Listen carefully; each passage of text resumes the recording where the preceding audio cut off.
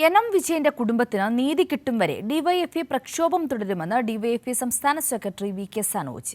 ഐ.സി. ബാലകൃഷ്ണന് വയനാട് കയ്യും വീശി നടക്കാമെന്ന് കരുതണ്ടെന്നും കൊലയാളി ഐ.സി. ബാലകൃഷ്ണൻ എവിടെയെന്ന് ചോദിച്ചൊരു മുഖ്യധാര മാധ്യമങ്ങളും ചർച്ച ചെയ്തില്ലെന്നും വി.കെ. സനോജ് പറഞ്ഞു.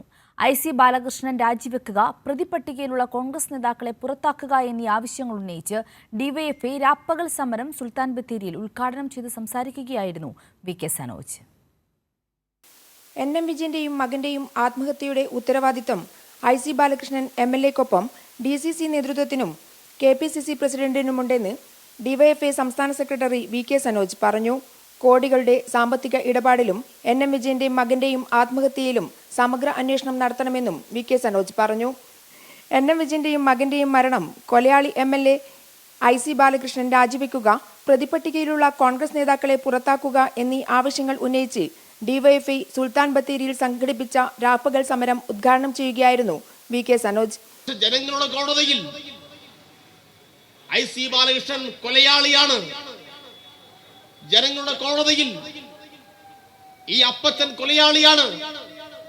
ജനങ്ങളുടെ കോടതിയിൽ ഈ കൊലക്ക് കൂട്ടുനിന്നവരാണ് വി.ഡി. സതീശനും കെ. സുധാകരനും എന്ന കാര്യത്തിൽ ഒരു തർക്കവുമില്ല. ഇത് സംബന്ധിച്ച് സമഗ്രമായ അന്വേഷണം നടത്തേണ്ടതുണ്ട്. മാധ്യമങ്ങൾക്ക് എൻ വിജയന്റെയും മകന്റെയും ആത്മഹത്യ വലിയ വാർത്തയായില്ലെന്നും പക്ഷപാതപരമായ നിലപാടാണ് എൻ വിജയന്റെ ആത്മഹത്യയിൽ മാധ്യമങ്ങൾ സ്വീകരിച്ചതെന്നും അദ്ദേഹം പറഞ്ഞു. കോടതിയും എൻ വിജയനോടും കുടുംബത്തോടും നീതി കാണിച്ചോ എന്നത് പരിശോധിക്കണമെന്നും വി.കെ. സനോജ് പറഞ്ഞു. ആത്മഹത്യാക്കുറിപ്പ് പുറത്തു വന്നു. ആർക്കാ ഇവിടെ ഞെട്ടലുണ്ടായത്? മാധ്യമ തമ്പുരാക്കന്മാർ ഞെട്ടിയോ?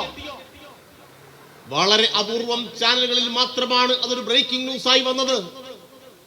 ചില ചാനലുകൾ ബ്രേക്കിംഗ് ന്യൂസ് കൊടുത്തു എന്ന് വരുത്തി തീർക്കാൻ വേണ്ടി മിനിറ്റുകൾ നീണ്ടു നിൽക്കുന്ന വാർത്ത മാത്രമായി അത് അവസാനിപ്പിച്ചു. ഡിവൈഎഫ്ഐ ജില്ലാ പ്രസിഡന്റ് കെ.എം. ഫ്രാൻസിസ്, സംസ്ഥാന കമ്മിറ്റി അംഗം ജിതിൻ കെ.ആർ, ഷിജി ഷിബു എന്നിവർ സംസാരിച്ചു. രാപ്പകൽ സമരത്തിന്റെ സമാപനം CPIM ജില്ലാ സെക്രട്ടറി കെ. റഫീഖ് നിർവഹിക്കും. കൈരളി ന്യൂസ്, വയനാട്.